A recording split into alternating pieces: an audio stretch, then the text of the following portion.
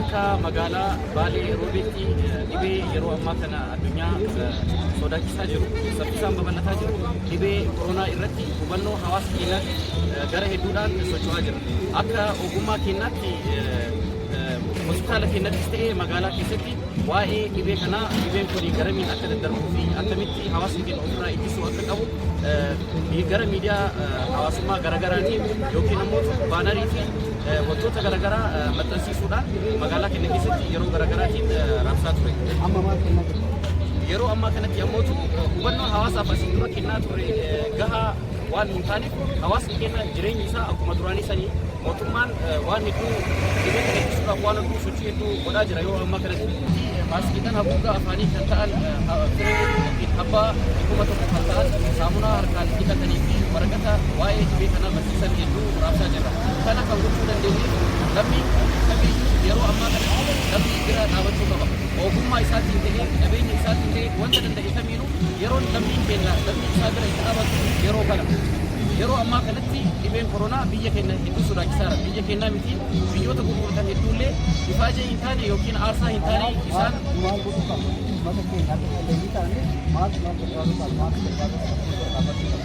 kanaaf lammiin kamiyyuu warroota harka qalleeyyii ta'an waan danda'aniin waan nyaatamuu ta'ee wanta of eeggannoo dhibee kanaatiif barbaachisu ta'ee yookiin beekumsa odeeffannoo garaagaraa arganne lammii keenya hundaafuu dabarsuudhaan yeroo itti lammii bira dhaabannu yeroo kana jedhama.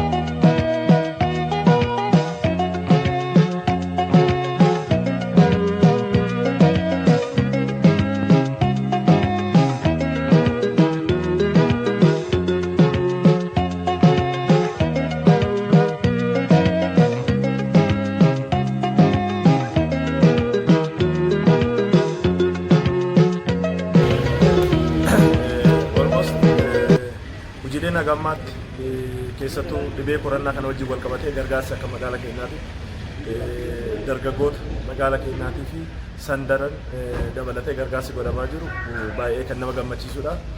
Yeroo biyya kana rakkoo keessatti yeroo gargaarsi barbaachisu kana keessatti lammiidhaaf wal cinaa dhaabbachuu qabna, walirraa baqachuu qabna jedhamee yaadii nama godhame kun abdii guddaa kan namaa kennuu fi baay'ee kan nama jajjabeessu jechuudha.